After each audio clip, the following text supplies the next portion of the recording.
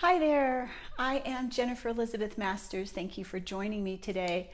I am a soul sculptor. I help you break out of the mold of past trauma and heartbreak so that you can have the life of your dreams.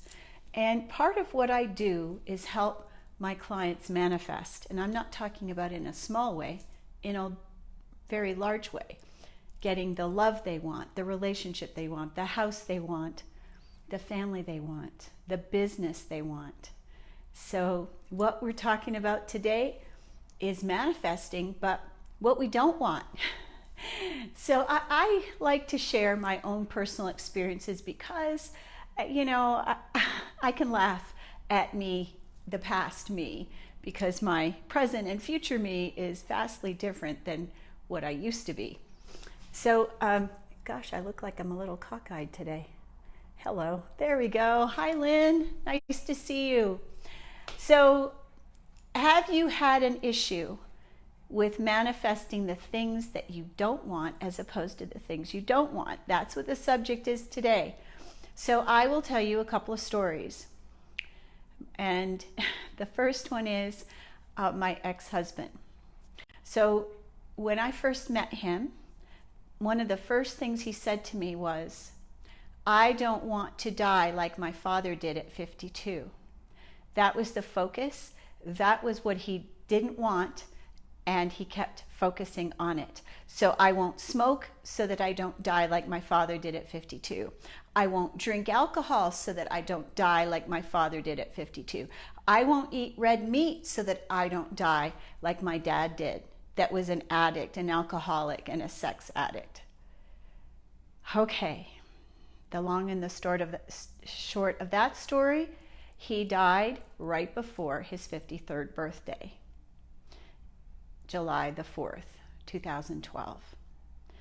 When we focus on something and we don't want it and we keep focusing on it, what we're doing is giving it energy. We're giving it energy. I'll tell you another story. My dad, healthy man, brawny, physical man, had a vegetable garden. He built boats in his backyard and he swam until his 70s. He was jumping off the roof of the pool house into my parents' pool.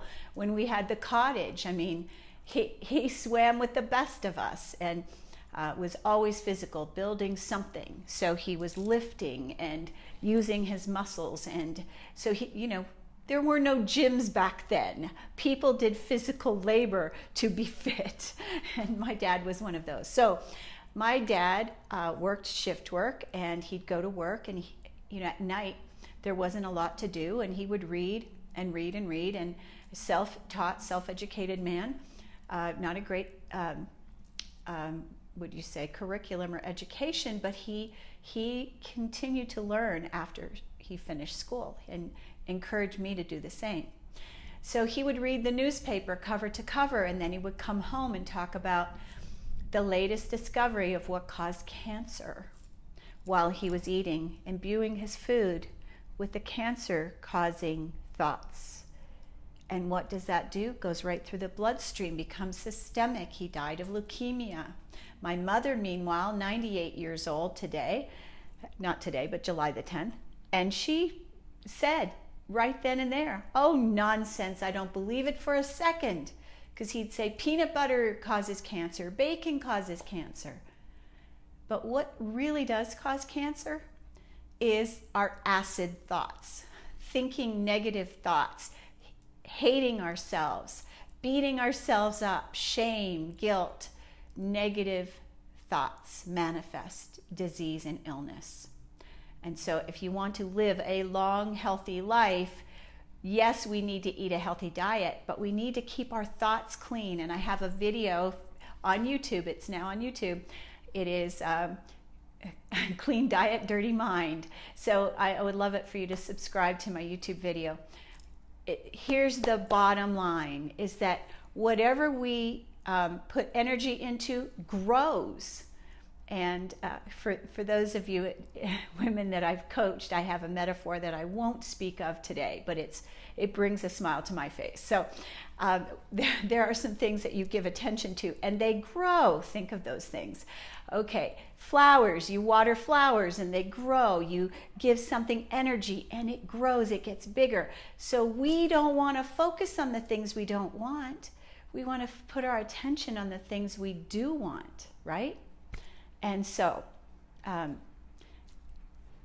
the other thing that I will tell you is that when I was about to move to Boulder just recently, I started having second thoughts. I started thinking, oh my goodness, I love California. I love my team trivia. I love my friends here. I love the beauty of Ojai. I love being so close to the beach.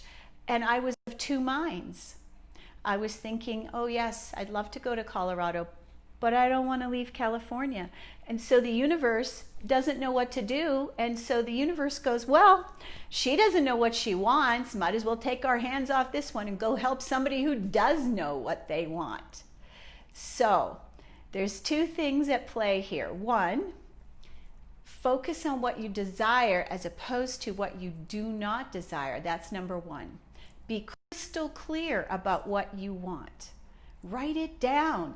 Even go so far as to write down what you don't want, a list of those things that you don't want, so that you can focus your attention on what you do want. And then here's the other. Our vibration, like attracts like, and the more open our heart is, the more loving that we are, the more generous that we are with our time, attention, our love, deeds, word, praise. You know, do you praise other people? Do you love yourself? Do you give prayers of gratitude every day? Thank God and the universe for another day of life. Thank you, God, for the rain outside that is watering the trees and the plants. We all need to be in a state of gratitude. Raise our vibration and focus on the things we want.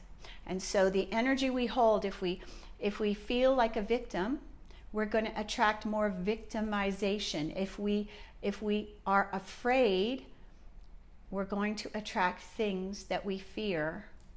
And for the longest time, I was afraid of angry, scary men, because that was my dad, right?